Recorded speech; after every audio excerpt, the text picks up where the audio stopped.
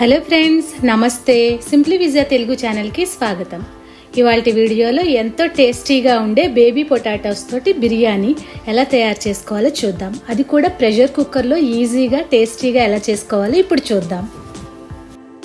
దీనికోసం ముందుగా ఇలా బేబీ పొటాటోస్ని తీసుకుని తొక్క తీసేసి శుభ్రంగా కడుక్కోవాలి. ఈ బేబీ పొటాటోస్కి అక్కడక్కడ ఇలా నైఫ్తో కానీ ఫోర్క్తో కానీ చిల్లులు పెట్టుకోవాలి. ఇప్పుడు స్టవ్ ఆన్ చేసుకుని ప్రెషర్ కుక్కర్ పెట్టుకుని దాంట్లో 3 టేబుల్ స్పూన్స్ వరకు ఆయిల్ వేసుకోవాలి. దాంట్లో మనం ఇలా ఘాట్లు పెట్టుకున్న ఈ బేబీ పొటాటోస్ని వేసేసి ఫ్రై చేసుకోవాలి.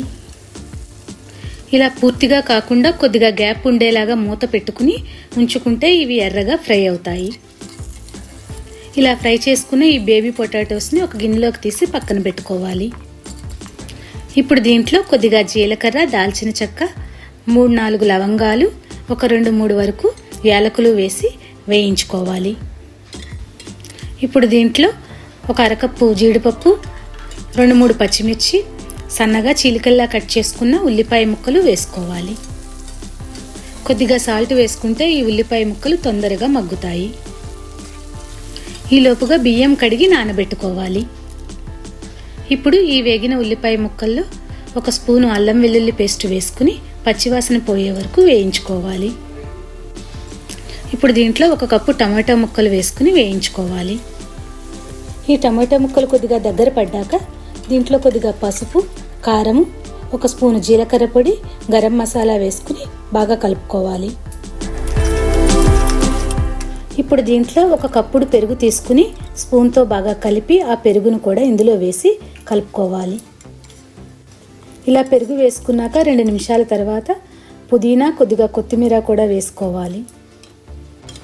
ఇప్పుడు దీంట్లో మనం వేయించి పక్కన పెట్టుకున్న బేబీ పొటాటోస్ని వేసేసుకోవాలి. ఈ మసాలాలో ఈ బేబీ పొటాటోస్ని కొద్దిసేపు మగ్గనివ్వాలి, మూత పెట్టి ఉంచాలి. ఇలా ఒక 5 నిమిషాల సేపు ఈ బేబీ పొటాటోస్ మసాలాలో మగ్గనిచ్చాక మనం నానబెట్టి ఉంచుకున్న బియ్యం వేసేసుకోవాలి. ఒకసారి బియ్యం అంతా చితికిపోకుండా గరిటతో కలుపుకోవాలి. ఇక్కడ నేను బాస్మతి రైస్ తీసుకున్నాను.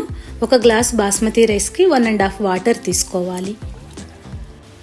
ఇక్కడ నేను 3 గ్లాసులు బియ్యం తీసుకున్నాను.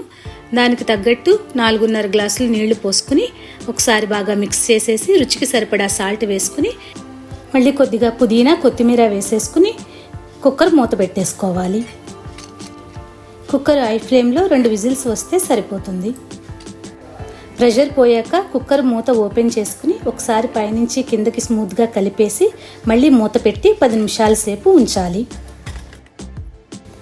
10 నిమిషాల తర్వాత వేడి వేడి బేబీ పొటాటోస్ బిర్యానీ రెడీ అయిపోతుంది. ఈ బిర్యానీలోకి నంచుకోవడానికి కూర అవసరం లేదు, రాయితా చేసుకుంటే సరిపోతుంది. ఇలాంటి బిర్యానీ రెసిపీస్ మన ఛానల్లో చాలానే అప్లోడ్ చేశాను. వాటి లింక్స్ అన్ని కింద డిస్క్రిప్షన్లో ఇస్తాను, చెక్ చేయండి. మీరు కూడా ఇలా బేబీ పొటాటోస్తో ఒకసారి బిర్యానీ ట్రై చేయండి. మీకు ఎలా వచ్చిందో కామెంట్ సెక్షన్లో కింద నాతో షేర్ చేసుకోండి. మీకు వీడియో నచ్చితే తప్పకుండా లైక్ చేయండి, ఫ్రెండ్స్కి, రిలేటివ్స్కి షేర్ చేయండి. సింప్లీ విజయ తెలుగు ఛానల్ని సబ్స్క్రైబ్ చేసుకోండి. Thank you for watching.